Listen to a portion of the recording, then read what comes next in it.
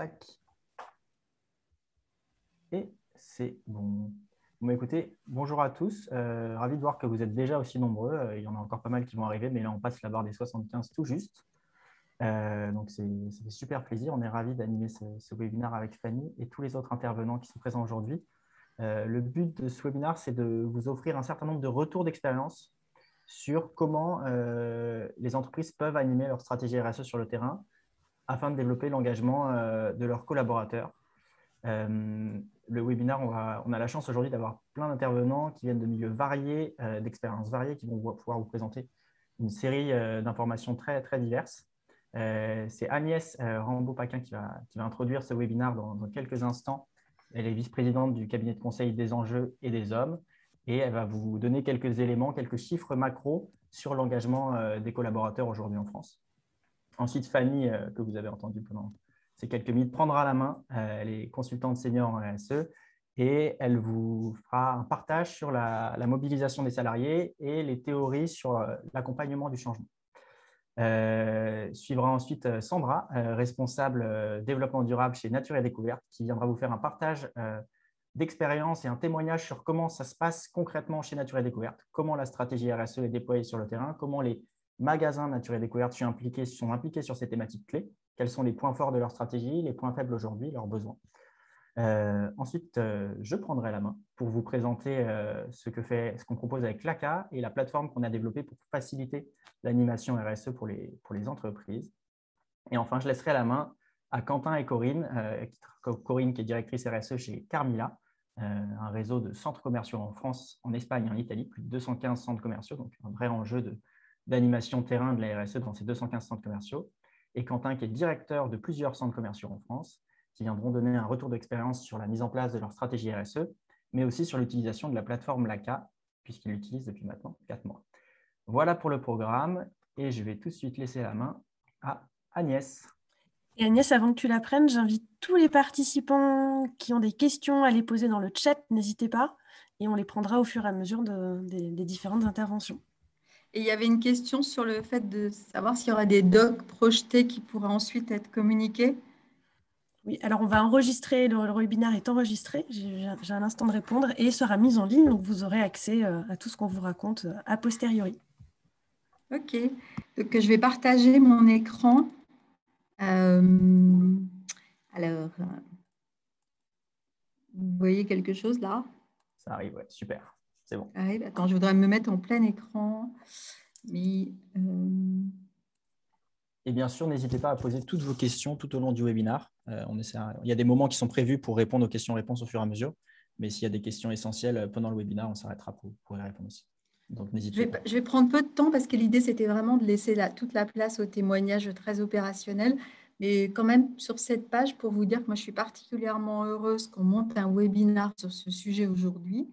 Moi, je viens du monde de l'accompagnement au changement. J'ai exercé ce métier pendant une quinzaine d'années.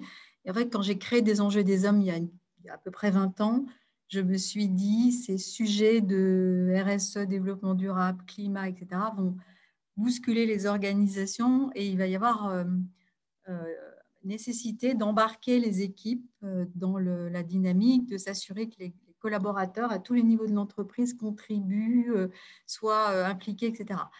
D'où d'ailleurs le nom du cabinet des enjeux et des hommes.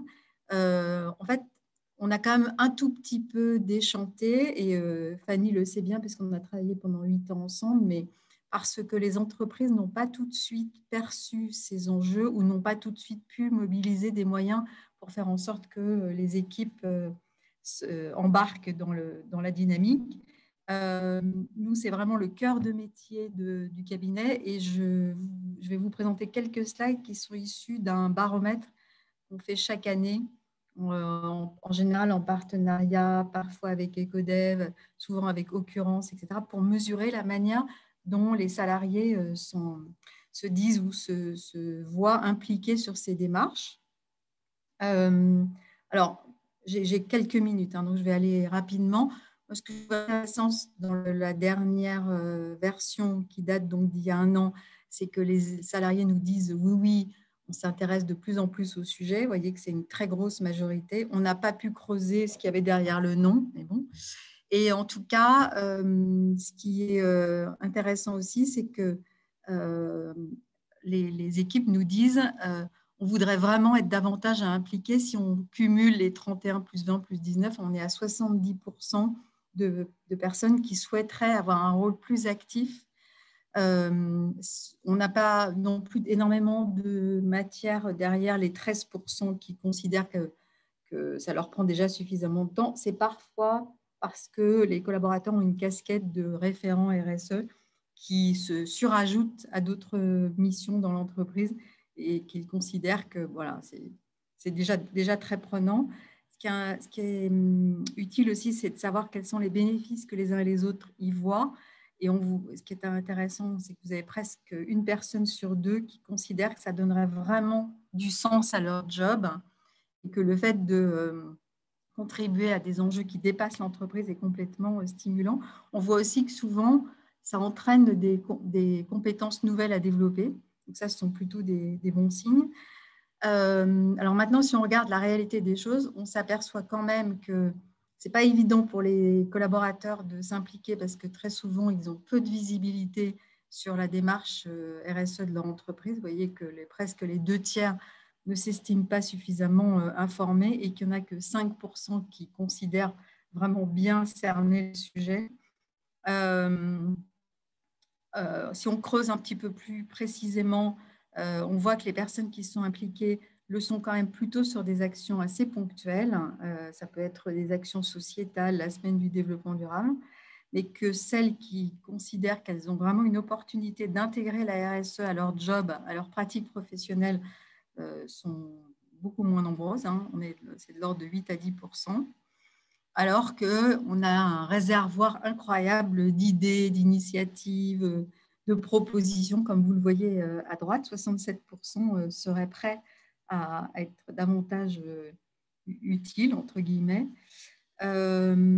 Ensuite, quand on cherche à savoir ce que recouvre réellement la démarche de l'entreprise, vous voyez qu'une personne sur deux n'a pas de vraie visibilité là-dessus et que ceux qui en ont perçu l'existence considèrent que c'est plutôt une somme d'initiatives ponctuelles, mais n'arrivent pas forcément à voir la logique globale qu'il y a dans la démarche.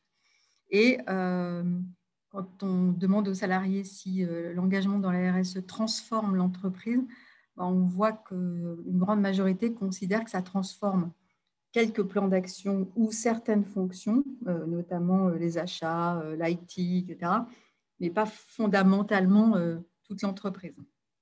Voilà, encore quelques éclairages complémentaires. Et ce qui va vraiment faire le lien avec notre webinaire, c'est qu'aujourd'hui, les moyens qui sont utilisés pour partager ces engagements avec les collaborateurs sont quand même très descendants. Hein. C'est beaucoup de l'information via les canaux de communication interne de l'entreprise. L'association des salariés à l'élaboration de la strate est quand même bien moins fréquente. Hein. Et puis, on n'écoute pas beaucoup en fait, les collaborateurs sur la façon d'intégrer leur métier en fait, dans la démarche RSE. Et c'est aussi lié en partie au fait que le manager de proximité, le N+1, est rarement finalement moteur dans la démarche. On nous dit ici qu'il est plutôt passif sur le sujet ou qu'il se contente de relayer des informations descendantes, mais sans vraiment faire vivre le sujet au niveau de l'équipe naturelle de travail. Et du coup, les leviers qui sont cités par les collaborateurs pour vraiment être plus acteurs, c'est qu'on leur donne à la fois des infos, évidemment, mais surtout des moyens, du temps, des objectifs, qu'on leur explique réellement ce que recouvre le développement durable et la RSE et comment l'intégrer à leur métier, et qu'on leur propose aussi d'être acteurs, de pouvoir proposer des actions concrètes à mener, et que tout ça, en plus, soit reconnu et valorisé. Voilà. Et pour terminer, parce que après, je vais laisser la place à Fanny, il y a des études récentes qui corroborent ce qu'on vient de voir. Il y a notamment une étude de Winao qui est intéressante, qui est sortie en juin, là, qui montre que réellement, ce qu'on vient de faire, c'est à la fois de donner quelques repères, des connaissances, mais surtout des occasions de s'impliquer et d'être acteurs, et que les collaborateurs se sentent réellement partie prenante des actions menées. Et puis, comme vous serez destinataire aussi des supports, ou en tout cas, vous pourrez regarder le replay de ce webinaire, vous verrez que dans la récente étude à laquelle l'ADEME et puis le CSA ont contribué, les salariés sont vraiment très attentifs aujourd'hui au fait que l'entreprise qu'ils rejoignent est vraiment engagée dans ces domaines. Voilà. Donc, en fait, tous les signaux semblent au vert. Maintenant, on va voir comment faire. Merci beaucoup, Agnès. J'en profite juste pour poser une question posée par monsieur ou madame Navalon. Est-ce qu'il sera possible d'avoir le baromètre dont tu as parlé? Oui, bien sûr, je peux vous faire passer le baromètre dans son intégralité. Je vais vous mettre sur le fil de Twitter le lien avec le site pour que vous puissiez. Et puis dans le chat, peut-être mettre les différentes études dans le chat. Parfait. Merci Agnès. Alors, c'est moi qui prends la suite. Et donc, je suis Fanny Picard. J'ai effectivement tout appris avec Agnès. J'ai rejoint des enjeux des hommes tout au début de ma carrière. Et puis, comme Agnès l'a effectivement introduit, la mobilisation des équipes est un sujet qui nous semble primordial. Voilà, dans les démarches de RSE, autant la partie stratégie évidemment importante pour identifier ces enjeux majeurs, mais le nerf de la guerre, c'est quand même celui de réussir à mobiliser les équipes. Alors, je vais partager mon écran parce que j'ai également prévu. Voilà, hop, vous me direz si vous voyez bien tout. Voilà, je vais mettre ça comme ça. Voilà. Donc, je ne vois plus absolument plus rien au niveau du chat. Donc, Baptiste, je compte sur Je sais bien. Je vais adapter un peu ma présentation pour laisser du temps et la parole aux intervenants. Alors, effectivement, il y a un vrai écart entre aspiration et réalité. Alors, c'est ce que Agnès vient de partager avec le baromètre. C'est aussi ce qu'on vit puisqu'on est consultant et je suis consultante en RSE. J'ai créé Meilleur Demain pour accompagner le changement, mobiliser les équipes, aider les directions RSE, mais toutes les directions métiers à faire en sorte que le sujet devienne concret pour les équipes, aussi bien dans leur métier, quel rôle je peux avoir au travers de mon métier, quelle contribution je peux apporter aux démarches RSE de mon entreprise, enfin la démarche RSE de mon entreprise, puis aussi dans ma vie de citoyen, parce que je ne suis pas qu'un métier dans l'entreprise, je suis aussi un collaborateur citoyen, et à quel point je vais pouvoir contribuer à la vie, au quotidien de mon entreprise, d'un point de vue environnemental et social. Donc il y a bien deux engagements assez complémentaires et distincts, malgré tout, sur lesquels on peut engager les équipes. Il y a un vrai écart entre aspiration et réalité, ça ne date pas d'aujourd'hui.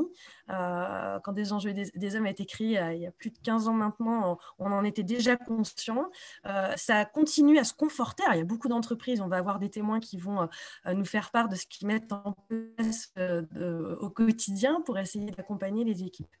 Alors, comment réussir à mobiliser et impliquer les équipes dans la durée? Vous allez avoir des témoignages sur le sujet. Nous, on avait envie aussi de vous faire part de notre retour d'expérience en tant qu'accompagnateur au changement. Il y a pas mal de travaux qui ont été effectués, des sciences sociales, cognitives, psychologiques, sur les raisons pour lesquelles les humains, parce qu'avant d'être collaborateurs, on est humain, citoyen, les raisons pour lesquelles on s'engage ou on ne s'engage pas. Il y a 3 leviers intéressants. Celui du savoir, je sais. Une fois que j'ai pris conscience et que je pense que c'est important et bien d'agir, il y a déjà un levier qui se lève. Le deuxième, c'est celui de pouvoir. Je peux. Je sais que j'ai les moyens d'agir. J'ai été formée, j'ai été outillée, on m'a donné les moyens. Et donc, c'est un deuxième levier. Mais je peux très bien savoir et pouvoir et ne pas avoir envie. Donc, il y a un autre levier qu'il va falloir aussi travailler, qui est celui de l'envie. J'ai envie d'agir. J'ai envie parce que le collectif s'engage. Alors après, il va y avoir plein de leviers de bottes secrètes pour activer ces différents leviers, mais le fait de montrer qu'il y a une norme sociale, qu'il y a un engagement qui est positif, qui va pouvoir m'apporter du bénéfice, du sens dans mon quotidien, eh bien, le je sais, je peux, je veux. Alors, c'est pas une baguette magique, évidemment, mais en travaillant sur ces leviers, on actionne des choses. Donc, dans le je sais, on va actionner effectivement toutes les actions de sensibilisation. On va apporter du sens, on va prouver, on va démontrer, on va créer des déclics, on va faire prendre conscience. Mais évidemment, ça ne suffit pas. Et c'est un démarrage quand on veut mobiliser et engager des équipes autour de sujets tels que la RSE, le développement durable, ou des sujets plus spécifiques sur le climat, le handicap ou que sais-je. Le je peux, on va là travailler la capacité des équipes à pouvoir agir. Et donc, pour pouvoir agir, il faut pouvoir d'un point de vue savoir-faire. Et donc, on va travailler sur le champ des compétences, mais on va aussi mettre tout en œuvre dans l'entreprise pour que ça soit possible. Parce que si je suis formée aux achats responsables ou à l'éco-conception, mais que derrière, il n'y a pas les outils, on ne m'a pas donné d'un point de vue RH ou d'un point de vue managérial la capacité de le faire, les process n'ont pas évolué. Donc, on va travailler sur l'individu, sur le collectif et aussi sur les process de l'entreprise. Et là, on va pouvoir co-construire, donner les moyens, réfléchir aux outils, innover, voilà, mettre en place du design thinking, des ateliers de co-construction. Et là, on va travailler sur la capacité des équipes à agir. Et puis, il y a le « je veux ». Et le « j'ai envie d'agir », là, c'est tout ce qui va pouvoir permettre de donner envie, de créer de l'enthousiasme, de l'engagement, donner de la conviction. Voilà, j'ai envie d'agir, je suis convaincue qu'il faut agir. Et tout ça, il y a quelques années, avec Agnès, des Enjeux et des Hommes, le Comité 21, c'était une de mes premières missions quand j'ai commencé ma carrière professionnelle, qui était celle de... On a écrit un recueil, un guide sur la mobilisation des équipes, dans lequel on partageait, qui est toujours d'actualité, que vous pourrez retrouver d'ailleurs, on vous mettra le lien dans le chat et vous pourrez le retrouver sur le site de Des Enjeux et des Hommes, donc un guide sur comment mobiliser les équipes. Ce qu'on montre dans ces trous de la mobilisation, c'est qu'il faut passer les équipes d'un état de détaché à un état de concerné, il faut leur faire prendre conscience, puis il faut les monter en compétences, là on va les rendre impliqués et puis on va chercher leur engagement. Donc on va le voir, il n'y a pas un levier qui fonctionne, mais c'est un faisceau de leviers, c'est un vrai parcours d'engagement qu'il va falloir initier. L'objectif, quand même, il y a un objectif dans tout ça, c'est celui d'agir. Voilà. Que les personnes aient passé un bon moment, bon, très bien, c'est sympa, on est contents, ils ont vécu une super journée, mais si derrière, il n'y a pas de transformation dans les pratiques, on n'a pas rempli le challenge. Alors, comment s'y prendre? Je vais reprendre ici des choses dont on a parlé juste avant. On va travailler sur la sensibilisation. Donc, cette roue de la mobilisation, elle se fait au travers de différents leviers. Il peut y avoir des interventions de témoins, des quiz. J'ai mis quelques exemples ici, des serious games, du théâtre forum, des vidéos, du e-learning. Aujourd'hui, on a beaucoup d'outils digitaux qui nous permettent aussi d'animer des fresques. Alors, il y a la fresque du climat, du numérique, la biodiversité, etc. en ligne. Il y a pas mal de choses qui permettent aujourd'hui, et on l'a vu avec le Covid, il y a beaucoup d'entreprises, de start-up qui ont su innover pour adapter les différents formats aussi au distanciel. C'est aussi la formation. Alors, la formation, ce n'est pas que la formation en présentiel dans une salle ou en e-learning. Ça peut être du groupe de travail, évidemment faire de l'innovation. Je parlais de design thinking ou d'autres approches, du voyage d'études, du tutorat. Et puis, il y a tout ce qui va permettre le fait d'engager. Et là, on va être plutôt dans le fait de faire participer. Alors, on peut faire participer, évidemment, les collaborateurs du début à la fin. Hein. On ne va pas attendre la phase d'ancrage, mais là, on va être sur les challenges, les trophées. Pourquoi pas utiliser des plateformes? Donc, on aura un exemple aujourd'hui d'une plateforme. Il en existe aujourd'hui un certain nombre. Continuer à faire de la veille. Pourquoi pas utiliser les nudges? Alors, si vous ne connaissez pas, je vous donnerai quelques ouvrages pour aller explorer cette partie-là. Ou encore, travailler sur les systèmes de management, les systèmes RH à la rémunération variable des collaborateurs. Là, cette année, alors moi-même, avec Des Enjeux et des Hommes, on a formé l'ensemble des commerciaux de la Banque Postale à la RSE. On a travaillé sur chacun de ces leviers. Et même aujourd'hui, ça y est, on a formé l'ensemble des commerciaux. C'est la Banque Postale qui prend le relais pour continuer cet ancrage, cette mobilisation dans la durée, parce que l'objectif, je vous le donne quand même en mille, c'est que la flèche, elle ne retombe pas et qu'on ne revienne pas aux pratiques du passé. Donc, ça va être important de tout faire, de tout mettre en branle pour pouvoir animer la dynamique dans le temps, animer la dynamique dans la durée. Et c'est ce qui n'est pas toujours évident, c'est de faire en sorte que le soufflet ne retombe pas. Alors, quel est le meilleur levier de mobilisation? Je vous laisse y répondre, vous avez 2 minutes. Il n'y en a pas. Il n'y a pas un levier qui est meilleur qu'un autre. Ça va dépendre de la culture de l'entreprise, de son, je ne l'ai pas mis ici, mais de son style de management, de son ambition. Est-ce que c'est une ambition rupturiste? Est-ce qu'on doit le faire dans l'urgence? Est-ce qu'on a le temps? Est-ce qu'on a le budget ou pas? Et quel type de public on veut mobiliser? Parce qu'on ne mobilise pas forcément le codir comme on mobilise les marketeurs ou les acheteurs sans vouloir mettre les différents métiers dans des carcans. Mais c'est très important de se poser toutes ces questions. Il y a aussi, est-ce qu'on a différents sites? Est-ce qu'on est en multi-sites? Quelle est notre localisation géographique? Quelle est aussi notre organisation? Parce que c'est aussi une question humaine. Est-ce qu'on va avoir des référents sur le terrain, des correspondants qui vont pouvoir nous aider à animer ou pas? Et en fonction de toutes ces questions, on va pouvoir identifier si on est sur plutôt du descendant, du participatif. Alors, ce qu'on a à nouveau, c'est un schéma qu'on a réalisé il y a quelques années avec Agnès et qu'on utilise pour montrer aussi aux entreprises comment positionner. Il n'est pas immuable, c'est-à-dire qu'on peut vraiment bouger. On peut avoir du théâtre descendant, du théâtre très participatif. On peut avoir des jeux, en général, c'est plutôt participatif. On peut avoir des e-learning qui sont qui sont courts et plutôt descendants, ou des e-learning, on va être plutôt dans du serious game. Donc, évidemment, rien n'est gravé dans le marbre avec ce schéma. Mais c'est vraiment pour vous montrer que chaque outil va vraiment devoir être positionné en fonction de ses besoins. Alors, ce que j'avais vraiment envie de partager avec vous, je vous ai mis ici en une slide des éléments qui me semblent clés dans la mobilisation des équipes. Un, définir les objectifs à atteindre. C'est pas mal de faire un diagnostic, ça c'est un métier qu'on sait faire, le diagnostic de changement. Qu'est-ce qu'on cherche à atteindre? Quelle population on cherche à mobiliser? Sensibiliser, former, ancrer. Je vais passer rapidement pour laisser la parole aux intervenants, mais c'est ce qu'on vient d'évoquer, c'est inspirer, être dans le positif. On n'a jamais l'occasion de faire une première impression. Donc, quand on lance des démarches, il faut les soigner, il faut que ça soit enthousiasmant. Et puis, il faut vraiment travailler sur les savoir-faire, les outils, les process. Célébrer, parce que la célébration, c'est important aussi de rendre les sujets inspirants, enthousiasmants et de montrer que ça marche. Parce que souvent la preuve par l'exemple fonctionne bien. Et puis enfin, ne pas oublier, c'est pour ça que je les ai entourés, parce que j'en ai pas parlé jusque-là, statuer sur la gouvernance, quel type de gouvernance on met en place, d'un point de vue notamment humain. Il y a aussi une question d'animer les réseaux, puis les créer avant de les animer. Est-ce qu'on a des réseaux de correspondants? Est-ce qu'on fait appel aux managers, etc. Et puis, la notion de reporting, parce que c'est important d'avoir des indicateurs qui vont nous permettre de rendre compte des actions de mobilisation et de leur réussite. Alors, j'ai mis ici, quelques outils que vous retrouverez.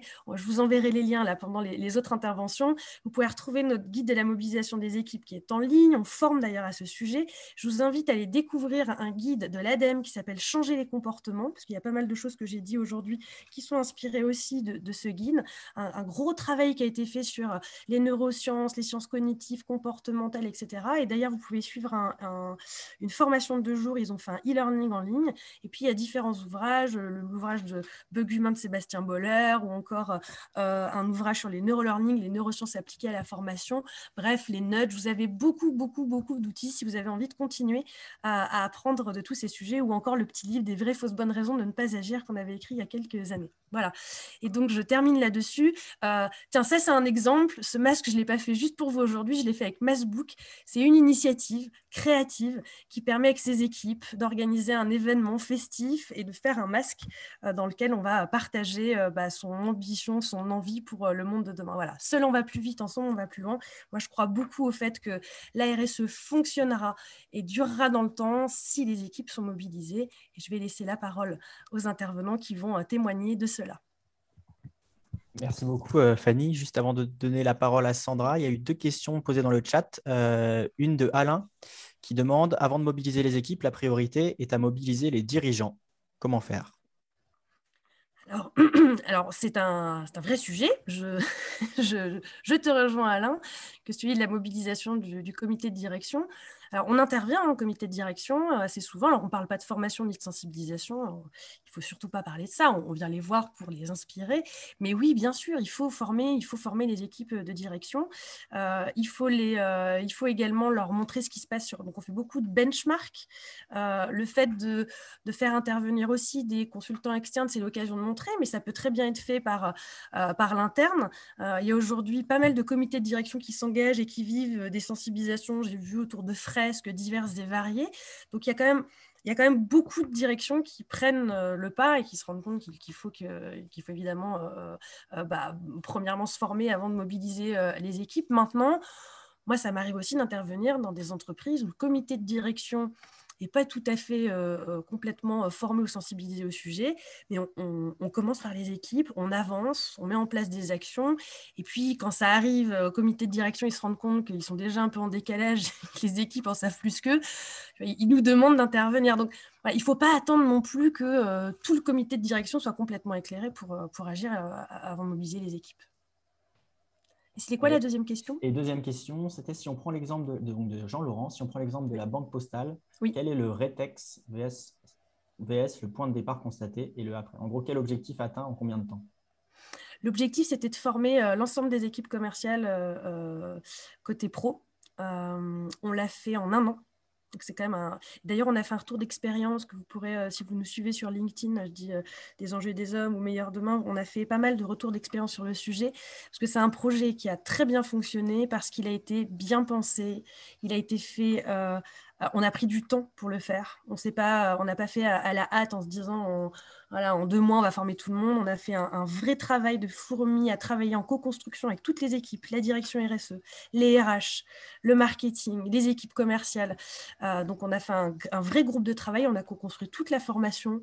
On a interviewé des commerciaux en amont.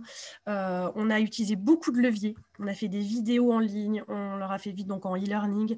On leur a fait vivre une journée en présentiel dans laquelle on faisait de la pédagogie inversée. On faisait appel à des intervenants. Bref, on a vraiment utilisé beaucoup de leviers. C'était une vraie formation action qui a d'ailleurs été après animée par des formateurs internes qu'on a monté en compétences. Et puis aujourd'hui, l'équipe marketing et commerciale continue. Donc, ils travaillent sur les argumentaires, il faut intervenir tous les mois des témoins inspirants sur le sujet. Donc, il y a un vrai suivi. Maintenant, ça c'est un vrai. On vient de terminer donc le projet, on a fait la réunion finale du projet. Maintenant, c'est à eux d'animer dans le temps. Il y a ce vrai sujet de comment animer la dynamique dans la durée. Voilà, donc c'est ce dont vont certainement témoigner nos témoins inspirants cet après-midi. C'est comment animer dans la dynamique dans le temps et continuer sans s'essouffler autour de ces sujets. Et le résultat aujourd'hui, c'est qu'ils sont tous formés pour être en capacité d'accompagner leurs clients professionnels autour d'offres de finances responsables. Donc ça, c'est un vrai sujet pour une banque.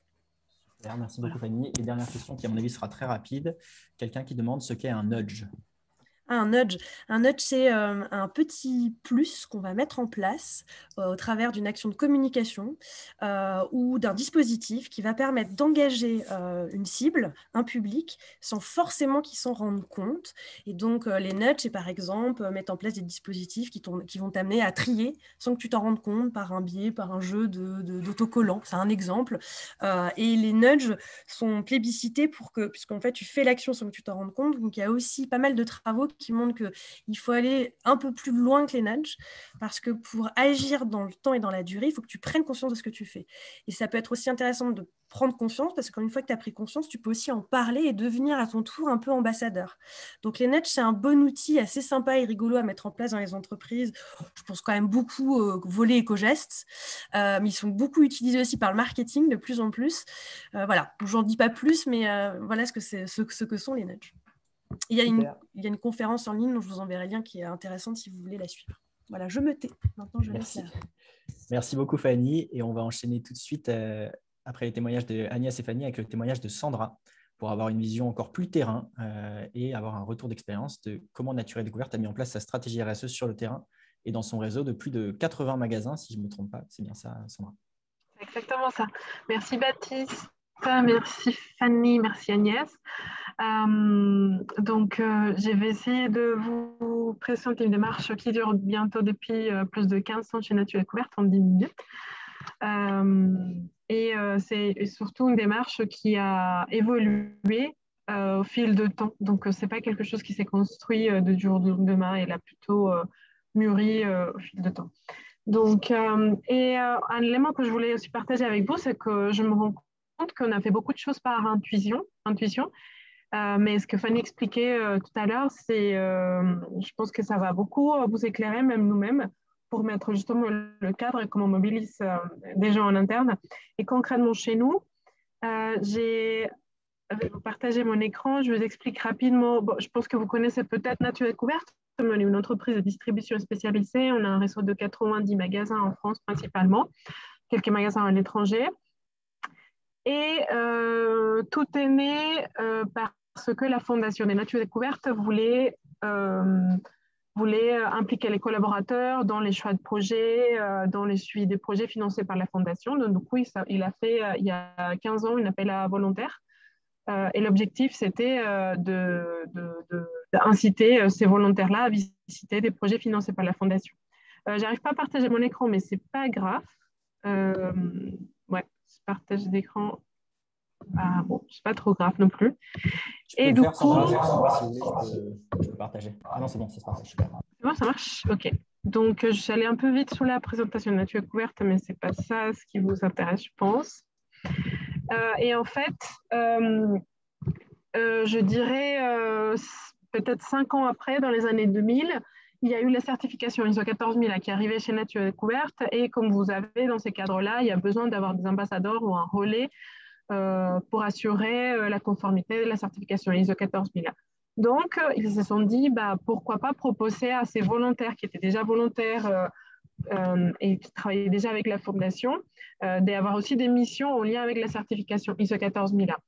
Et donc, ça fonctionnait, mais quelques années après, la difficulté qui a rencontré Nature Découverte, c'est qu'il y avait parfois un conflit entre les missions des salariés qui étaient volontaires et les missions dans le cadre de leur travail. Donc, le PDG fondateur, bon, il faut dire aussi que Nature Découverte, une entreprise qui est très engagée et a été créée avec un engagement écologique assez fort depuis le début. Donc, on n'a pas eu vraiment de souci de convaincre la direction.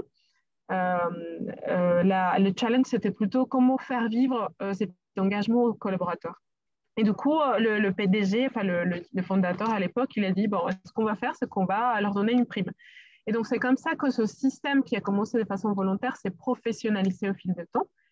Et une prime qui était associée à l'atteinte des objectifs ou des missions demandées. Et du coup, dans les années 2016, on a décidé un peu de renouveler à nouveau ce système-là qui existait depuis longtemps. Et on a mis en place, et du coup, j'ai fait écho sans le savoir à tous les étapes que vous a présentées Fanny tout à l'heure, des éléments que je trouve qui sont les ingrédients essentiels pour pouvoir mobiliser des équipes sur le terrain. Aujourd'hui, on a à peu près 110 ambassadeurs de développement durable. Il y en a un par magasin, il y en a 5 aux entrepôts et aussi également au siège. L'objectif, c'est de fédérer les collaborateurs, de sensibiliser les collaborateurs, mais aussi d'impliquer les clients dans nos actions. Et ils ont tous une prime associée à des objectifs assez précis qu'on a définis, on s'inspire de ce qui existait, mais aussi on essaie de s'impliquer. Donc, quand je vois la première étape, c'est définir des objectifs et la population à toucher. Je pense qu'on l'a fait sans se rendre compte. Pardon. Et du coup, effectivement, on a défini un objectif, un cadre. Les Restos Verts aujourd'hui, ils représentent 10% de la masse salariale chez Nature Découverte. Donc, ici, vous avez une photo de nos ambassadeurs de développement durable. Ils ont un avenant de contrat. Je ne dis pas que ça soit la solution à tout, mais en tout cas, c'est ce qui s'est présenté à nous au fil de temps. C'était un peu la suite naturelle des choses, en fait, et formaliser justement cette mission. Il s'agit des salariés, comme tous les salariés de l'entreprise, qui ont d'autres missions. En magasin, c'est des vendeurs comme les autres, mais ils ont un avenant de contrat et des missions supplémentaires avec une prime supplémentaire. Donc, la mission générale, bon, je vous disais, c'est fédérer les équipes, mais on peut les traduire en 3 missions principales. C'est faire vivre des expériences, que ce soit aux clients ou aux salariés. C'est aussi relayer des initiatives exemplaires, donc à travers le lien avec des associations locales ou des partenaires avec lesquels on travaille, mais également d'éveiller les consciences. Une fois on a défini la mission, on a 14 challenges qui évoluent tous les ans et qui ont un lien avec différentes missions. Mais ces challenges-là, c'est vrai qu'il y a une partie qui est beaucoup construite au siège, mais lors de notre réunion annuelle, on co-construit aussi les challenges. Donc, ils peuvent évoluer et le but, c'est du coup de les impliquer dans la construction de leur mission. Ensuite, vous parliez des sensibiliser et former. Donc, une fois par an, depuis le Covid, on le fait une fois tous les trimestres. Je pense que c'est un rythme qu'on va garder. Donc, c'est les avantages du contexte qu'on a découvert d'autres moyens justement d'animer la communauté. Mais une fois par an, on réunit tous les ambassadeurs de l'entreprise. Et le but, c'est déjà de les former. Donc, on va les former soit à l'ISO 14000, soit au changement climatique. Ça dépend. Il y a différents sujets en fonction de, on va dire, la ligne directrice de l'année. Et on va aussi le but, c'est aussi de les inspirer. Donc, on a souvent des intervenants externes. Par exemple, on a invité la fondation Surfrider Foundation, on a invité Bloom, qui a fait une grosse campagne pour lutter contre la pêche électrique. Donc, le but, c'est vraiment les inspirer autour d'une cause collective. Et on voit vraiment la différence quand on leur explique une mission et quand on leur donne aussi la capacité de toucher du doigt la mission, de rencontrer les personnes qui sont au cœur de l'action. Ça change tout. Les gens sont motivés, inspirés, ça donne du sens et aussi ça donne aussi à l'importance au sujet. On se sent engagé, investi d'une mission autre que celle de travailler.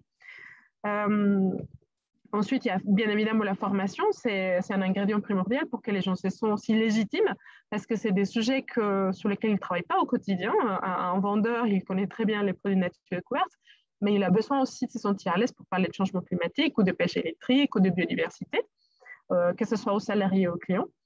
Et ensuite, il y a les challenges. Donc ici, vous avez quelques exemples des challenges pour mobiliser les clients ou les salariés. Donc, organiser la semaine de développement durable dans le centre commercial, installer un stand d'animation, faire vivre des expériences. Par exemple, on a un programme de sortie nature pour les clients. Donc, le but, c'est que l'ambassadeur, il promeut ce programme de sortie auprès des clients, mais aussi il peut participer, il peut inviter les salariés. On a un programme d'anniversaire pédagogique. Ça, c'est des photos des gens de nos magasins qui animent des actions au magasin justement pour animer leur mission. Ici, par exemple, ils peuvent créer des ateliers enfants au magasin autour d'eux. Là, on parle de upcycling pour récupérer, construire de nouveaux objets avec des choses qu'on jette souvent à la poubelle. On organise aussi des événements, par exemple des collectes des déchets. Les receveurs aussi peuvent participer au comité coup de main, c'est-à-dire ils peuvent décider quels sont les projets qui sont financés par la fondation. Donc, ce n'est pas le directeur de la fondation qui décide de projets financés, c'est vraiment les salariés qui votent à main levée sur les projets financés. Donc, ça les permet aussi de devenir acteurs. Il y a une série d'animations qu'ils peuvent mettre en place au magasin. Et avant de vous montrer une vidéo, peut-être elle ne passera pas parce qu'on n'a pas beaucoup de temps, je fais et je vous montrais, vous avez parlé aussi d'ancrer, impliquer et piloter. Et c'est vrai que nous, mais c'est au fil des années, on a mis en place des books réseau vert avec la description de la mission, avec des indicateurs. On a un suivi trimestriel qui fait remonter les résultats du terrain. On a un réseau interne, comme un Facebook interne, dans lequel on partage les bonnes pratiques de l'entreprise ou des ambassadeurs avec des photos. Et donc, ça fait écho vraiment à toute la pédagogie dont on parlait, Fanny, qu'on a fait de façon intuitive parce qu'on le sentait au fur et à mesure. Et par exemple, au début, on formait beaucoup les ambassadeurs sur tous les sujets purement techniques, environnement, biodiversité. Et on s'est rendu compte qu'on avait des gens qui étaient très engagés, mais qui avaient parfois des difficultés à en parler, à fédérer autour d'eux. Donc, on a décidé de faire appel à des experts et faire des formations leadership.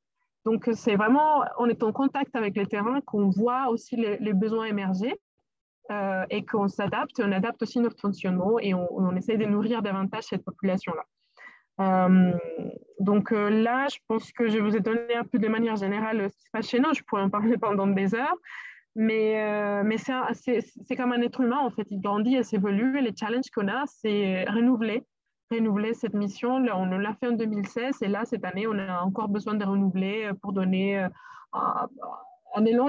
Je ne sais pas, peut-être que c'est un cycle naturel, mais il y a un moment donné où ça s'essouffle un peu, donc il faut apporter de renouveau, challenger, remettre en question les fonctionnements et c'est ce qu'on est en train de faire et grâce aussi au confinement. Donc, on va faire désormais des réunions trimestrielles.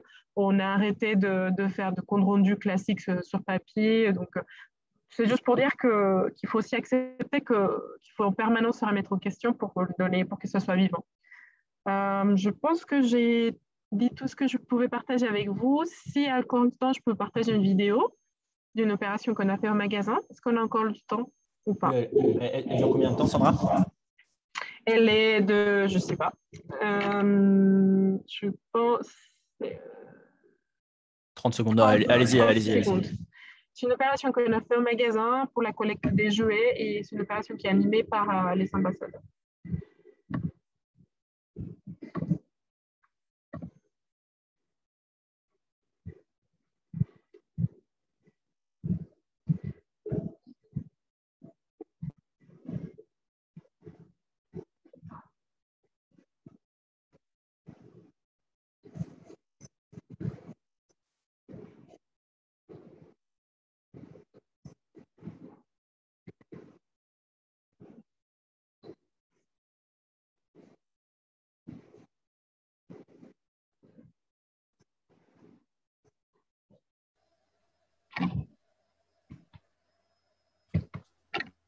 Bon, c'est pas elle, il y a les témoignages, mais vous pourrez trouver sur Internet. Il y a des témoignages des ambassadeurs. Donc, voici ce que je pouvais vous partager. 15 ans de vie en 10 minutes. Merci beaucoup, Sandra, pour cette présentation hyper complète. On a une personne qui demande quelles sont les difficultés que vous rencontrez aujourd'hui. Aujourd'hui, je pense que la difficulté principale, c'est que, bon, à cause de contexte, on ne peut plus se déplacer en magasin. Et du coup, on fait plus. Avant, on faisait des audits. Il y avait un tiers des magasins qui étaient audités tous les ans. Et du coup, le challenge, c'est comment garder le contact avec le terrain à distance. Bon, il y a le téléphone, mais il faut dire qu'on a aussi des effectifs réduits. Donc, on n'a pas aussi disponible qu'avant pour les au téléphone. Donc, ça, c'est un peu le challenge. C'est comment garder le contact, le lien terrain, sachant on peut plus les voir et qu'on est moins disponible au téléphone, je pense. Voilà. Okay. Et on a Marie Del Rio qui demande comment trouvez-vous de nouvelles idées et initiatives? Est-ce que vous sollicitez les ambassadeurs? Est-ce que vous faites de la veille? Et aussi, Sandra, que tu nous dises combien de salariés vous êtes pour animer le réseau vert au quotidien. Ah oui, ok. Alors, comment on trouve des idées? Je dirais que la meilleure des façons de trouver des idées, c'est faire appel au terrain. Au départ, nous, on donne un cadre, on donne quelques idées, mais en fonction justement de là, on a la flexibilité parce qu'il y a des sujets qui sont assez réglementaires, obligatoires, et du coup, là, il n'y a pas vraiment il n'y a pas besoin de faire appel à l'intelligence collective, mais lors de ces journées, on fait des ateliers de brainstorming et des co-constructions. Et c'est là où toutes les idées, les meilleures idées viennent du terrain. Donc, et la veille aussi, on fait de la veille, mais c'est souvent l'inspiration vient souvent du terrain, des ambassadeurs eux-mêmes. Et qui anime? Avant, en fait, j'avais une personne qui passait 30% presque à mi-temps là-dessus. Mais depuis cette année, on est effectifs réduits, donc c'est moi. Et ça, c'est le challenge aussi, c'est dire, je suis moins disponible pour le terrain, comment je continue à animer. Donc, il faut aussi les responsabiliser davantage peut-être. On est en train de voir, est-ce qu'on a des ambassadeurs peut-être régionaux qui ont une casquette supplémentaire et eux, ils vont être plus en contact avec le terrain. C'est quelque chose qu'on est en train d'imaginer en ce moment parce qu'on a moins de ressources pour animer ce réseau. Et on a Jean-Laurent qui demande une question sur l'évolution de votre poste avec le temps. Aujourd'hui, le périmètre du poste, c'est développement durable, mais on voit que le contenu est à la fois RSE et développement durable. Difficile de dissocier les deux. Est-ce qu'il y a une distinction entre RSE et développement durable dans l'organisation de Nature et Découverte? Non. En fait, développement durable, c'était le titre historique. Mais il n'y a pas de distinguo. Je travaille aussi sur les sujets de bénévolat, que sur les sujets de stratégie carbone. Je travaille sur tout. C'est juste qu'historiquement, ça s'appelait développement durable. Sandra, une petite question complémentaire. Il y a une question comment vous faites pour fédérer les équipes de votre réseau de 90 magasins pour qu'ils aient la même motivation? Est-ce que tu fais appel aux plus motivés comme des alliés pour embarquer ceux qui le sont moins? Comment tu t'y prends? On terminera là-dessus. Merci pour la question. Je pense, c'est peut-être ça va pas répondre exactement, mais ce qu'il disait tout à l'heure, Fanny, c'est qu'il n'y a pas une réponse, il y a vraiment beaucoup d'éléments qui permettent de garder cet élan. Donc, par exemple, il y a un élément qui est clé chez nous, c'est la journée de lancement au début d'année. On a 2 jours, on se retrouve tous ensemble, donc il y a déjà l'esprit du collectif, donc il y a 100 personnes qui se retrouvent. Il y a certains qui sont les super ambassadeurs, d'autres qui viennent d'arriver dans la boîte. Donc, le fait de faire partie d'un collectif, vous allez voir s'il y a une certaine émulation, une certaine envie d'adhérer à la communauté. Je ne sais pas, peut-être qu'il y a des études scientifiques et tout, mais on le voit en fait. On veut appartenir à la communauté. Donc, du coup, on devient un peu le moule. Du coup, ça aide énormément. On voit. Et au magasin, quand les gens rentrent, le directeur du magasin nous dit « Ah, mais mon réseau vert est au taquet !» C'est un truc, c'est énorme. En revanche, au cours de l'année, quelque chose qu'on n'avait pas, c'est qu'on ne gardait pas le contact. Donc, effectivement, on a constaté que certains receveurs, surtout ceux qui sont nouveaux ou qui sont là, qui ont besoin d'être souvent challengés, au fil de l'année, la motivation baissait un peu. Et ce qu'on a découvert grâce au confinement, c'est que les réunions trimestrielles, ça nous aide à garder le contact. Donc, une fois par trimestre, on se voit sur Teams. on a toujours une intervention externe, on parle d'un sujet, ça aide à garder le contact. Je pense que j'ai dérivé un peu de la question de base, mais comment on est pour les garder les plus motivés. Et il y a aussi les autres éléments, c'est qu'on a un système qui est très encadré.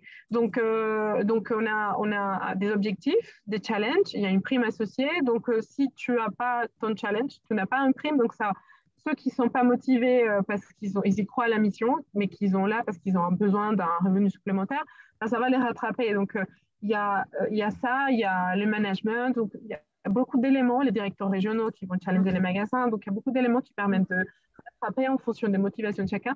Un élément que je veux dire aussi, c'est que chez nous... Et Sandra, ça sera le dernier. Oui, le dernier, c'est que les réseaux verts chez nous, on n'a pas que des ultra engagés écolos, on a ceux qui sont réseaux verts parce qu'ils veulent évoluer dans l'entreprise et devenir manager. Donc, peu importe la motivation, ce qui est important, c'est qu'ils soient en capacité de mobiliser les autres et atteindre des objectifs. Merci beaucoup, Sandra. Tu verras, tu as plein d'autres questions, mais tu vas prendre le temps d'y répondre dans le chat. Comme ça, Okay. Ça va nous permettre de donner la parole à Baptiste, qui va nous faire un éclairage sur un outil qu'ils ont développé. C'est un outil qui est récent. Et d'ailleurs, Carmilla, tout à l'heure, témoignera de son utilisation. Et je te laisse la parole, Baptiste, pour nous présenter l'ACA. Merci beaucoup, Fanny, et merci encore, Sandra, pour le témoignage hyper complet. Donc, bonjour à tous, je suis Baptiste, je suis un des 3 cofondateurs de l'ACA, qui est une entreprise qu'on a fondée en janvier 2020. Meilleure période pour lancer une entreprise, vu qu'on était tout de suite frappé 2 mois après par le Covid, mais bon, on a eu du flair, comme on dit, avec pour mission toute simple de réinventer l'engagement des entreprises au cœur des territoires. Notre idée, c'était vraiment de jouer sur le local, de travailler avec des entreprises qui fonctionnent en réseau, donc avec un réseau d'établissements partout en France, pour aider ces entreprises à mobiliser leur réseau d'établissements à l'échelle locale, le tout avec une stratégie globale. Donc, vraiment jouer sur les 2 échelles, l'échelle locale et l'échelle nationale. Quand on a commencé à l'époque, en janvier 2020, on faisait quelque chose de complètement différent de ce qu'on faisait aujourd'hui. On organisait des actions pour mobiliser les collaborateurs des entreprises. On travaillait avec un réseau d'associations locales partenaires partout en France. Et notamment, on accompagnait l'entreprise Optique 2000 dans l'organisation d'une grande campagne de ramassage de déchets partout en France avec nos associations locales partenaires. Et alors que le Covid est venu mettre un gros coup d'arrêt à tout ce qu'on organisait, bien sûr, c'était des événements physiques, donc tous les événements physiques ont été arrêtés. On a eu la chance, grâce à ce contact qu'on avait avec Optique 2000, d'échanger avec plein d'opticiens sur le terrain. Il faut savoir qu'Optique 2000, ils ont plus de 1200 magasins partout en France. Et en échangeant avec les opticiens sur le terrain, on s'est rendu compte d'une chose, on s'est rendu compte que certains étaient hyper engagés, qui faisaient preuve de beaucoup d'autonomie, de beaucoup d'initiatives et qui mettaient en place plein d'actions de leur propre chef à l'échelle locale. On avait trouvé un opticien qui avait mis en place un partenariat pour recycler les verres de lunettes avec une association locale, un autre qui avait mis en place un système pour récupérer l'eau de pluie, etc. Donc, des choses très variées. Et quand on en parlait avec eux, on leur disait « Est-ce que vous êtes au courant de ce que font les autres ?» Ils nous disaient « Non, on n'en a aucune idée. » Et quand on en parlait au siège, on leur disait « Est-ce que vous êtes au courant de ce que font les magasins en détail ?» Ils nous disaient « Pas vraiment, on a quelques infos, on les appelle de temps en temps pour avoir des infos, mais on manque d'infos, on ne sait pas ce qui se passe de manière globale et on sait qu'ils sont frustrés parce qu'entre eux, ils ne savent pas ce que font les autres. » Et on s'est dit « Ok, là, il y a sans doute quelque chose sur lequel il faut agir et sur lequel on peut avoir une empreinte vraiment forte. » Et cette problématique d'Optique 2000, on l'a creusée avec plein d'autres entreprises qui fonctionnent comme ça en réseau, donc avec des réseaux de magasins, de points de vente, mais ça peut aussi être des réseaux d'agences bancaires, des réseaux d'établissements, des entreprises qui ont plusieurs sites partout en France. Et on s'est rendu compte que cette problématique-là, elle revenait chez tout le monde. C'est pour ça qu'on a commencé à construire à la fin de l'été 2020 notre plateforme LACA, une plateforme collaborative pour permettre 3 choses. Permettre au siège de mieux animer son réseau d'établissements autour de la RSE et d'impliquer chaque établissement sur les sujets de RSE. Permettre au siège de suivre de manière fiable toutes les actions qui sont mises en place à l'échelle locale et faciliter le partage de bonnes pratiques entre les établissements pour vraiment venir créer une émulation autour de la RSE. Cette plateforme, on l'a lancée officiellement en février 2020 et on est vraiment allé la construire sur le terrain. Je pense que Quentin et Corinne vous raconteront ça plus en détail, vu que Carmilla est le premier client qui a co-construit cette plateforme avec nous. Et je vais arrêter mes longs discours et je vais tout de suite vous partager mon écran pour vous montrer à quoi ressemble cette plateforme et vous faire une démo très rapide de ce qu'est la plateforme LACA. Donc, je vais le faire en 5 minutes, ça va être très rapide. Je vais vous montrer vraiment les principales fonctionnalités et ce à quoi elle sert et en quoi elle peut permettre de vraiment animer sa stratégie RSE à l'échelle locale. Et pour tous ceux qui aimeraient une démo un peu plus approfondie, qui aimeraient qu'on creuse certains sujets, n'hésitez pas à nous recontacter par la suite et on vous fera une démo gratuite avec plaisir pour prendre le temps, 1 demi-heure, 1 heure en fonction de vos besoins pour vous montrer la plateforme. Donc, cette plateforme LACA, va y avoir 3 sections principales. Là, je suis connecté dans une entreprise qui s'appelle Adoba. C'est un réseau fictif de 10 établissements partout en France, 10 magasins. Et je suis Perle Berthelot, directrice de 2 magasins Adoba, un magasin à Brest et un magasin à Brest. Il va y avoir 3 sections principales sur cette plateforme. La première section, ça va être une section actualité qui a pour but de donner aux responsables de magasins une vue d'ensemble de ce qui se passe dans le réseau et de les stimuler en leur montrant des exemples d'actions qui ont lieu sur tout le territoire. Donc ici, par exemple, dans le cadre Actu, on retrouve des photos de dernières actions originales qui ont eu lieu dans le réseau. Je peux voir, par exemple, que le magasin de Adoba Rennes a mis en place des ruches et je peux aller me renseigner pour voir comment ils ont fait ça. Et je retrouve différents éléments. Je ne vais pas rentrer dans le détail, mais par exemple, le classement des établissements les plus actifs pour aller m'inspirer de ceux qui font le plus de choses, ou encore le classement des régions pour créer un esprit de compétition. L'idée, c'est vraiment de créer une émulation et de faire que tout le monde soit stimulé et encouragé à mettre en place le plus d'actions possible en termes de relation. Je vais vous montrer maintenant la section la plus importante de la plateforme. C'est cette section Action, c'est en gros le moteur de la plateforme. La section Action, qu'est-ce que c'est? C'est en fait un catalogue collaboratif de toutes les actions RSE qui ont déjà eu lieu dans le réseau de mon entreprise, donc ici dans le réseau Adoba. Donc, c'est vraiment personnalisé à chaque entreprise et ça va dépendre de son secteur d'activité, etc. Et ce catalogue collaboratif, je vais retrouver différentes, ce qu'on appelle des fiches actions sur chacune des actions concernées. Donc, par exemple, si moi, dans mon magasin Adoba, j'ai envie de mettre en place une collecte de denrées alimentaires, je clique sur collecte de denrées alimentaires et j'accède à ce qu'on appelle une fiche action qui va me résumer très concrètement comment mettre en place hyper facilement cette action dans mon magasin. Je vais retrouver des indicateurs de coût, de temps, d'impact, un petit guide de mise en place avec tous les éléments qu'il me faut, des témoignages de magasins qui l'ont déjà mis en place. L'idée, c'est vraiment de jouer sur le terrain, sur le local, sur les retours d'expérience de ceux qui l'ont déjà mis en place. Donc, on retrouve par exemple le magasin d'Adoba Bayonne. Et tout ce petit guide, ce n'est pas nous, l'ACA, chef suprême de la RSE, qui avons créé. Il est créé à partir des retours d'expérience terrain. Donc, par exemple, ce guide, il aura été créé grâce à Adoba Bayonne qui nous aura expliqué comment ils ont mis en place cette action sur le terrain. Oui, Baptiste, c'est peut-être qu'il y a à préciser ou à la question que je te pose en termes de personnalisation. Là, c'est utilisé pour, on voit que c'est des exemples plutôt d'actions solidaires ou des actions environnementales, des actions éco-gestes, des actions biodiversité, mais ça pourrait être utilisé par un métier qui voudrait, par exemple, tu as des correspondants de communication à l'échelle de la France et puis tu as envie de mettre en place des pratiques dans ton métier. On peut personnaliser et utiliser la plateforme aussi comme ça. Exactement. La plateforme est 100% personnalisable et toutes les fiches actions dépendent de ce que veut mettre en avant l'entreprise et des thématiques qui importent à l'entreprise. Tout à l'heure, Fanny parlait par exemple des challenges qui sont mis en place chez Nature et Découverte. On pourrait très bien retrouver dans le catalogue de fiches actions la liste des challenges qui sont proposés au magasin Nature et Découverte pour qu'ils puissent en savoir plus sur comment les mettre en place. Et l'idée, c'est que à chaque fois qu'un magasin met en place une de ces actions, il puisse la déclarer très rapidement pour permettre au siège d'avoir une vue d'ensemble de tout ce qui se passe dans le réseau. Donc, par exemple, si moi, j'ai mis en place une collecte de denrées alimentaires, je vais juste cliquer ici sur « Déclarer ». Et là, je vais avoir un petit pop-up qui me demande les informations clés liées à l'action que j'ai réalisée. Donc, la date, l'association avec laquelle j'ai travaillé, quelques infos clés comme le poids de denrées alimentaires et des images aussi, ce qui peut permettre au niveau national d'avoir un catalogue de toutes les images d'actions qui ont été réalisées. Je peux également venir mettre des documents PDF si j'ai besoin de mettre des justificatifs, etc. Ce qui permet au niveau du siège et au niveau de tous les magasins, donc cette section est accessible aussi à tous les magasins ou établissements, d'accéder à une section statistique hyper précise. Tac, si elle veut bien s'ouvrir, on a un petit problème. Je vais rafraîchir. Hop. Voilà, une section statistique hyper précise sur chaque action réalisée. Donc, par exemple, collecte de denrées alimentaires, je vois qu'il y a 7 établissements sur 10 qui en ont déjà fait, que ça a permis de collecter 22 tonnes, qu'au niveau des régions, la région Île-de-France est vraiment à la traîne alors que les autres sont en avance, etc. Et l'idée, ça va être d'avoir ces détails sur toutes les actions. Et ce catalogue d'actions que je vous montre, il est bien sûr, alors je ne sais pas pourquoi, voilà, il est bien sûr pas figé. C'est-à-dire que si un magasin, un établissement met en place une action qui ne figure pas sur le catalogue, il va être incité, et c'est un catalogue collaboratif, à venir indiquer l'action qu'il a mis en place. Imaginons que moi, dans mon magasin, j'ai mis en place des récupérateurs d'eau de pluie. Je vois que le récupérateur d'eau de pluie, ce n'est pas une fiche qui existe sur la plateforme. Je vais pouvoir venir suggérer mon action. Et là, ça traîne un peu avec le partage d'écran, donc je ne peux peut-être pas vous le montrer. Mais là, j'accède à un formulaire tout simple où je vais pouvoir détailler concrètement comment j'ai mis en place mon action, à quoi ça a servi, combien ça m'a coûté, etc. Pour permettre à tous les autres établissements de suivre mon exemple. L'idée, c'est vraiment, comme disait Fanny tout à l'heure, lorsqu'elle parlait, de parler de la force de l'exemple. Il y a un magasin qui a mis en place quelque chose, il l'a fait comme ça, et alors tous les autres établissements sont capables de le faire. Alors, Baptiste, il y a des questions.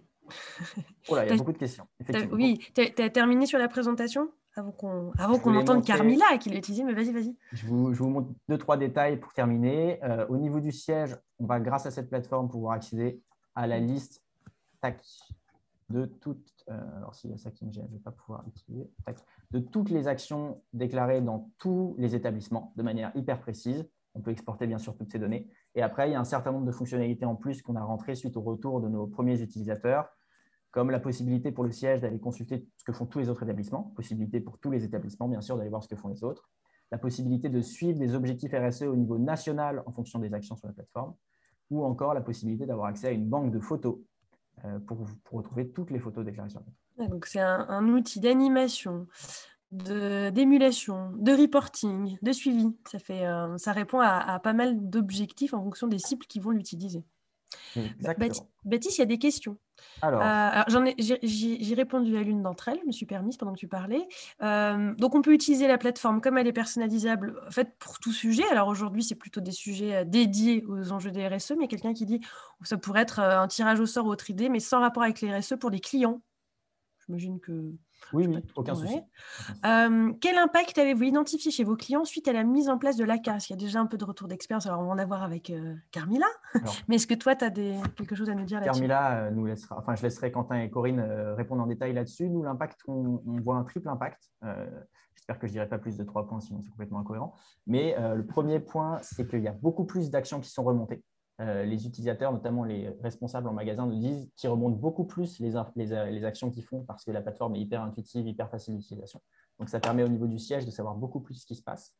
Il y a beaucoup plus d'actions qui sont mises en place parce que les établissements sont stimulés, le passage à l'action est facilité grâce à tous les guides et surtout, il y a toute cette stimulation. On voit les autres faire, donc on a envie de faire aussi.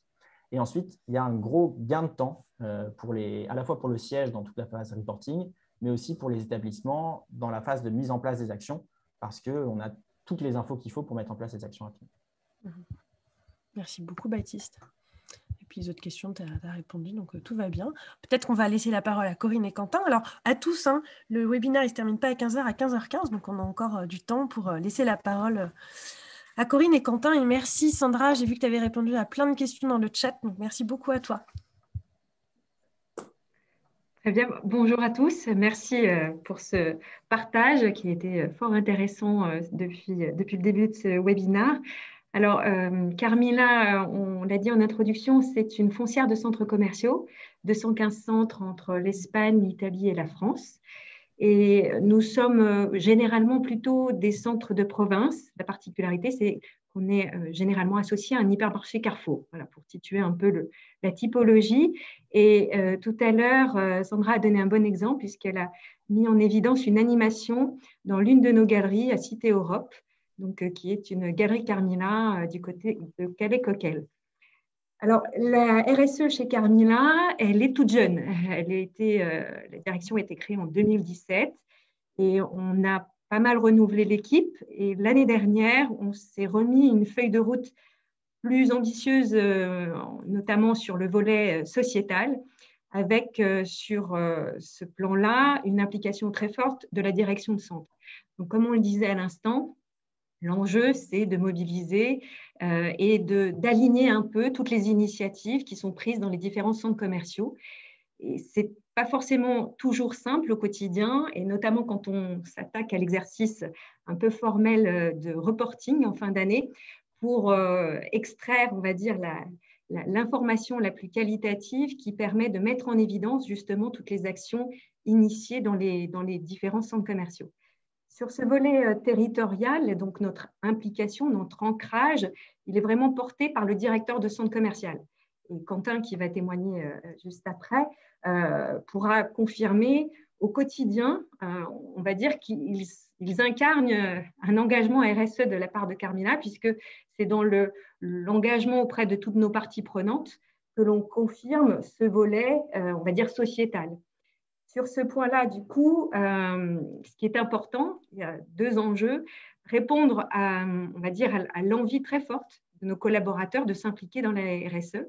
Et puis, faire en sorte qu'en termes de reporting, on ait des informations qualitatives, intéressantes à mettre en valeur pour justement témoigner de toutes ces actions et de cette mobilisation. Sur le volet, on va dire, envie de nos collaborateurs, les dernières enquêtes qu'on a pu mener auprès de tout le monde au sein de Carmila ont montré que plus de 90% des collaborateurs considèrent qu'ils peuvent agir dans la stratégie RSE de l'entreprise. Donc, on a, entre guillemets, à disposition des forces vives incroyables, puisque la plupart des personnes considèrent qu'elles ont quelque chose à faire qui sera aligné avec la vision RSE de la société. Et sur le volet reporting, là, c'est malheureusement un exercice un peu imposé, un peu moins glamour. Il faut passer à un moment donné par cette récupération de données qui nous permet de suivre nos KPIs et de s'assurer que les engagements qu'on a pris à un moment donné dans notre feuille de route, eh bien, on est sur la bonne trajectoire. C'est le côté un peu plus, on va dire, académique du sujet, mais c'est quand même important puisqu'on parle beaucoup de cet engouement, de ces initiatives, de manière un peu plus engageante. On prend justement des objectifs de déploiement de notre stratégie et au niveau de la direction RSE, notre rôle, c'est aussi de s'assurer que tout ce qu'on met en œuvre est aligné avec ces objectifs efficaces et permet à tout le monde de donner du sens à ce qui est fait au quotidien de manière très opérationnelle et à la vision un peu plus stratégique de la direction générale. Donc, nos destins étaient faits pour se croiser avec l'équipe de Baptiste, puisqu'on était à ce moment, en fin d'année dernière, où on sentait bien qu'on avait une mobilisation très forte des équipes opérationnelles. On voyait que les engagements pris en matière de feuille de route, en stratégie, allaient nous obliger à être encore plus précis dans notre reporting, à apporter plus de qualité dans le contenu. Et donc, on va dire que la plateforme Laka est arrivée à un moment vraiment intéressant pour nous. Ça a été vraiment, comment dire, on a été facile à convaincre, je pense. Quand Baptiste nous a présenté l'outil, on avait des réflexions qu'on menait avec les équipes de la direction de centre pour dire qu'il fallait qu'il y ait quelque chose qui se mette en place pour permettre à tout le monde de s'exprimer. On va dire les équipes opérationnelles, dans cette volonté aussi d'être force de proposition, de remonter des initiatives et des idées. Et puis nous, direction RSE, pour ne pas être ceux qui, une fois par an, rappellent en demandant des fichiers Excel et vérifient ce qui va être à intégrer dans le reporting et le rapport. Donc, on a trouvé que l'outil de l'ACA proposait cette opportunité assez innovante de concilier nos deux enjeux. Donc, Quentin va expliquer comment ensuite, concrètement, ça s'est mis en œuvre, mais vraiment, on a eu vraiment la conviction assez vite qu'il y avait dans cet outil-là des opportunités pour mettre un petit peu en musique tout ce qu'on a évoqué depuis le début de la séance, avec à la fois la mobilisation, le besoin de communication, les synergies, la stimulation entre les uns et les autres parce qu'ils ont accès à de l'information qui est qualifiée en plus, qui est de qualité et non pas un champ dans un fichier. Donc, c'est vrai que de ce point de vue-là, on a vraiment couvert tout ce qui fait aussi l'engouement des équipes autour de la RSE. Donc, Quentin, je te laisse. Oui, alors bonjour à toutes et tous. Merci, merci Fanny, Sandra, Agnès, Corinne et Baptiste aussi pour les interventions. Alors, pour ma partie, c'était plutôt un témoignage sur voilà, l'opérationnel. Pour vous expliquer un petit peu aussi la genèse de la plateforme que Baptiste vous a présentée. Cette plateforme, en fait, elle a été co-conçue avec le terrain, donc avec les directeurs de centre.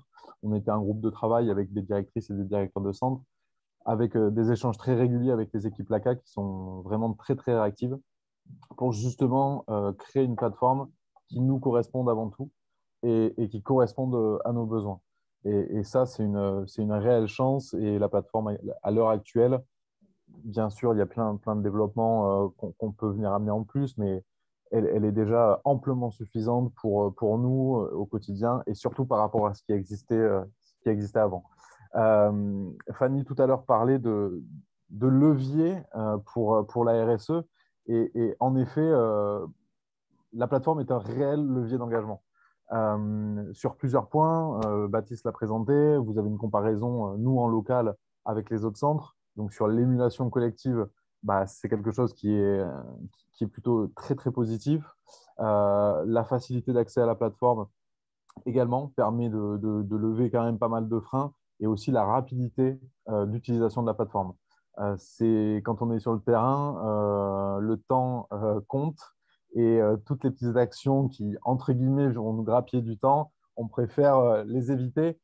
Et ce n'est pas du tout le cas pour l'ACA, puisque en 2 minutes, clé en main, je l'ai fait ce matin pour une action, on peut vraiment partager la réalisation faite.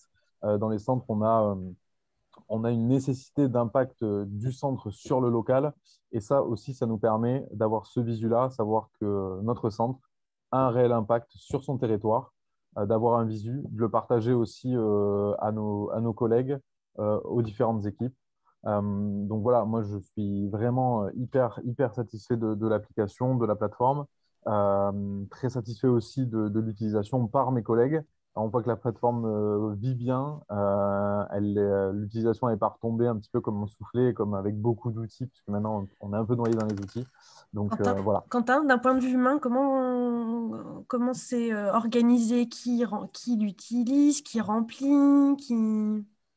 Alors, sur les centres, les directeurs et directrices ont accès et également les équipes, donc soit responsables marketing au sein des centres commerciaux qui peuvent avoir aussi la main pour remplir les données.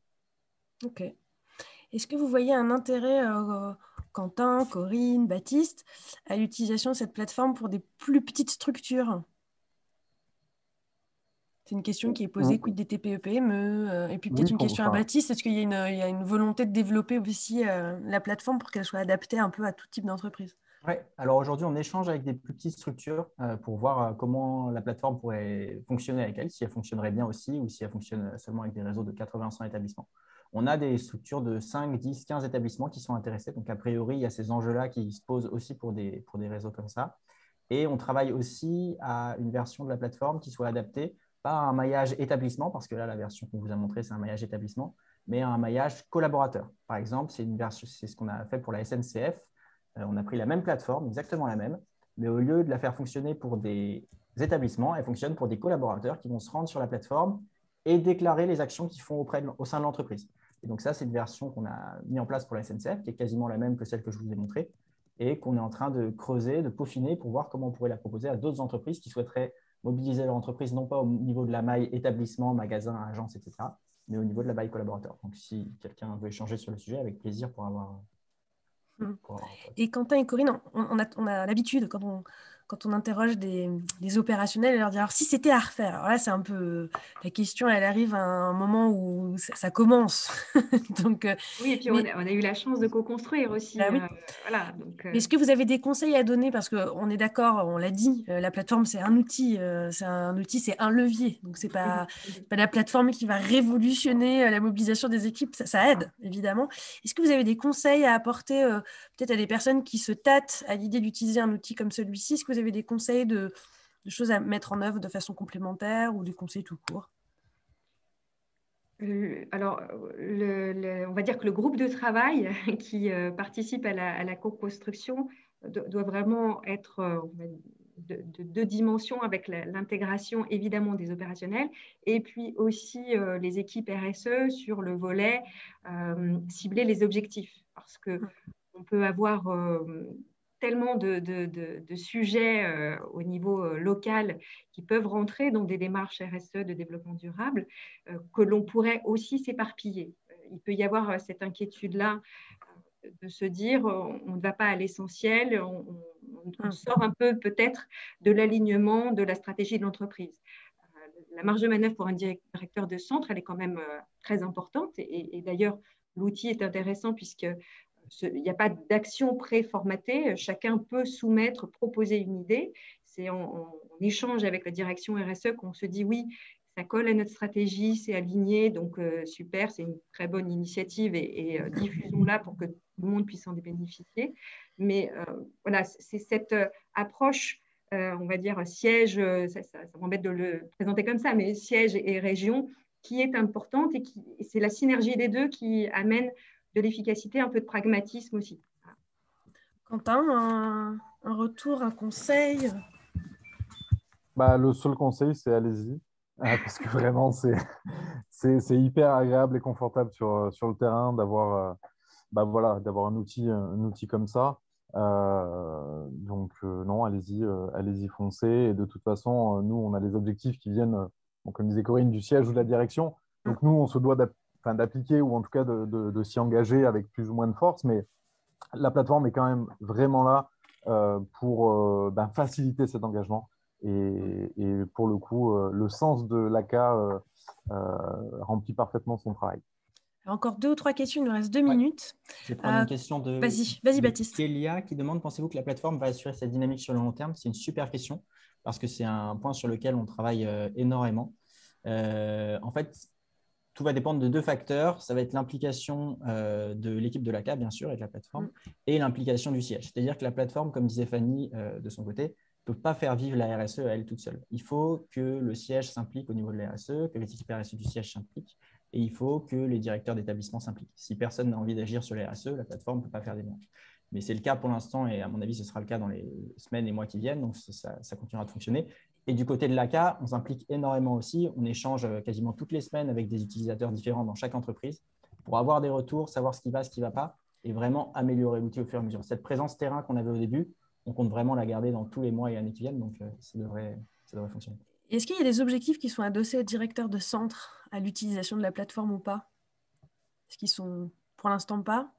Alors, les objectifs, ce sont les objectifs de notre feuille de route. Après, Quentin, tu peux peut-être plus témoigner que moi, je sais. Bon, il y a au sein de la direction des réseaux un animateur, un correspondant que nous, on côtoie plus souvent peut-être que chaque directeur de centre et qui, j'imagine, anime au quotidien.